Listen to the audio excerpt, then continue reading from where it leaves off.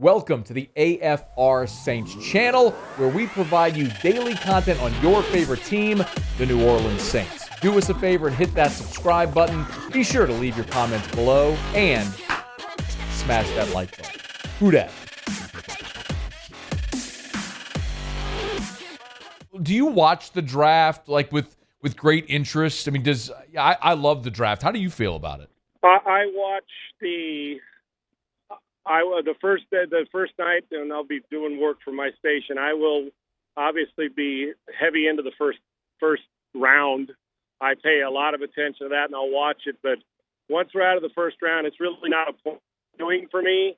Now, I obviously am checking updates all the time on who drafted what. Saying a lot of people are pre-draft people of like mocks and all that, and there's 8 million of them. Yeah, and we all get into it.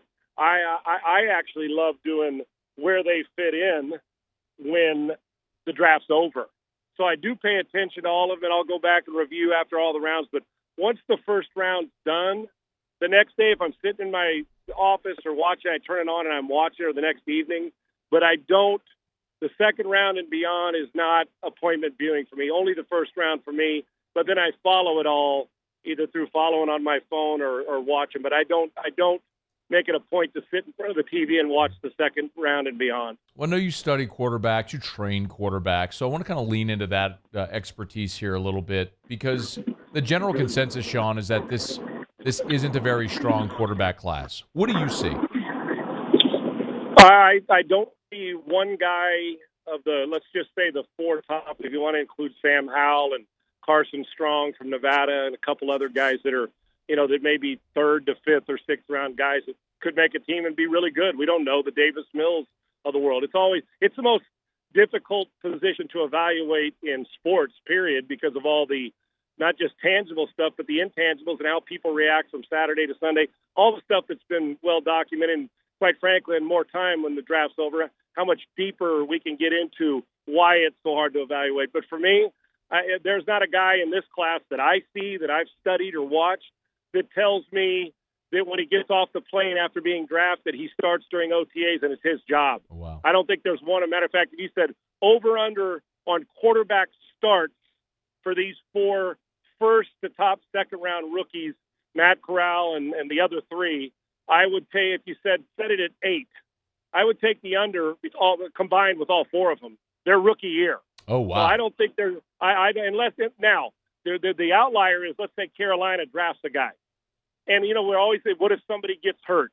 I'm talking about he gets off, starts the opening day, and if you said started, now the injuries come into it, you could lose that bet in one. But let's say Carolina drafts Willis or Kenny Pickett. Mm-hmm. I still think they're going to have to – I don't think either one of them beats out Sam Darnold or like that right off the bat. Now, 2 games in, Darnold may throw 6 picks, and they may get it. But a desperate team, I can't fathom that somebody, even in Seattle, if they draft one, Drew Lock may hold the job down for 6 to 7 weeks. I would take the under on 8 to 10 with all four of them. I don't think there's an instant impact, oh my gosh, franchise-changing rookie. Now, every single one of them's got something I really, really like, and every single one of them's got quite a few ifs or a handful of ifs by their name. Why I don't draft quarterbacks in the top 10 if the ifs outweigh the urgency. Now, 3 years from now, Malik Willis gets the right coaching. He has got every single physical skill set and knows football, was well coached, by Hugh Freeze. And then you look at Matt Corral, who understands fast-paced offense. You look at Ritter's maturity and the way he's gotten better. And then there's who am I leaving out? Oh, Kenny Pickett, probably not the strongest arm of the group by any stretch, but the pure thrower, a lot of reps doing it. So there's not one guy that I say when he gets off the plane in April that he's starting for me when we open up the season. And I'm including Seattle, Carolina, and anybody else.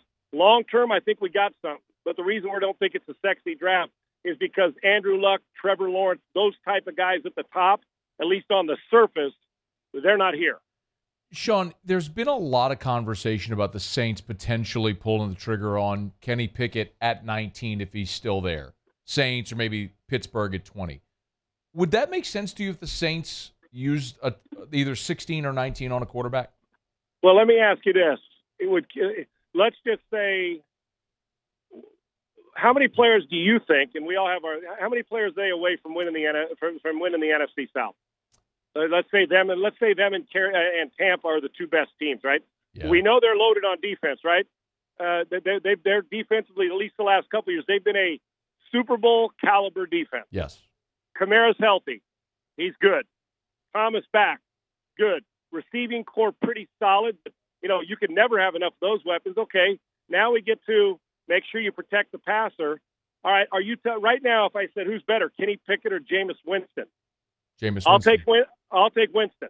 Now, Absolutely. the one thing that I can't wait to see what Pete does with him is, you and I talked about, is Jameis now, while you protected the football and learned that style of New Orleans play, now can we find the happy medium where we don't just cut you so loose that you're throwing the ball to the other team 30 times, that you're more mature and judicious with the football that says, I can still take calculated chances. I never want to coach that out, but not stupid chances. And if I get the in-between Winston, Kenny Pickett's not better than Winston right now. Now, 3 games, you're 1-3, and he's struggling and hasn't recovered properly from all those things, and mentally, and he's turning the ball over. I get it. I don't think Kenny Pickett instantly makes your team. Let's say he starts in week 3. I don't think Kenny Pickett right now or Malik Willis make your team better this year. 3 years from now, maybe. But your best chance to win right now under the current structure by any of these 4 quarterbacks is Jameis Winston. The question is, Mickey Loomis and the group, what are your long-term plans? Is Jameis in their mind still a bridge? Is Jameis, are you still waiting to see, man, what if he lights it up and the in-between Jameis Winston protects it and puts up some great accuracy and makes some big plays for us? So right now, if you think you're a Super Bowl team this year or next year, I don't think Kenny Pickett would be the wise pick, or Malik Willis or anybody else at that position. But if you think you're 6 players away and Jameis Winston's kind of one of them, then grab one, develop him, and get after it. It doesn't matter what you and I think. If you love him, draft him. If you think he's going to be a player, not a guy, but that guy, draft him. But if you think you're close and you need a couple extra weapons, another, a perimeter player, a stud offensive lineman, one of those guys, then pass on the quarterback and go in the 2nd round and grab somebody else, or 3rd round, or wait till next year and see what happens. We got a lot of quarterback movement that goes on in this league now. So yeah. I don't think a quarterback makes you more of a Super Bowl threat this year, whether he plays or stands his butt on the sideline. That's only my opinion.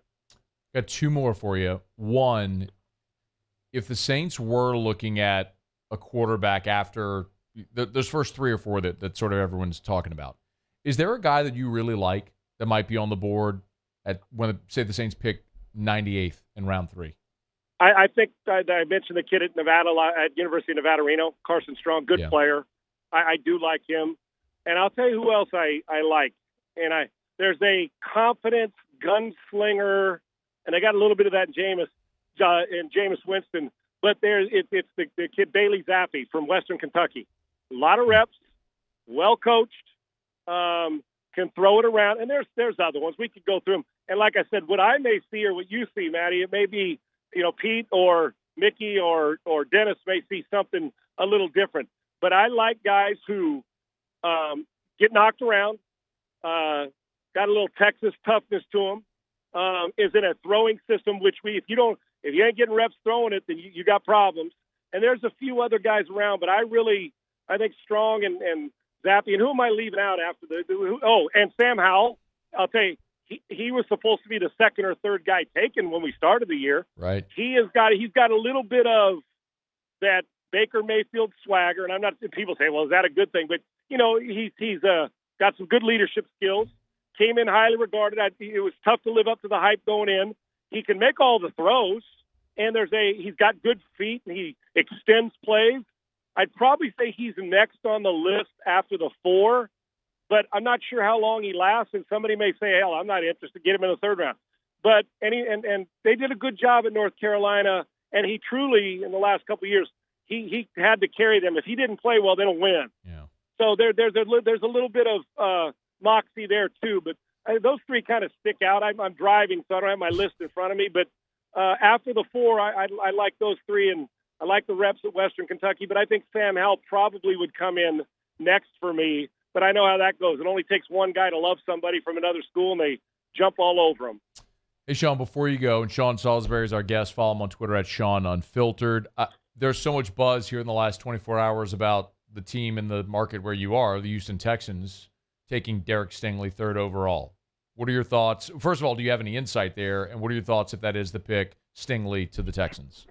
The only reason you don't take – well, first off, Matty, I don't think we've ever had but one, maybe two corners drafted like with the third pick of that.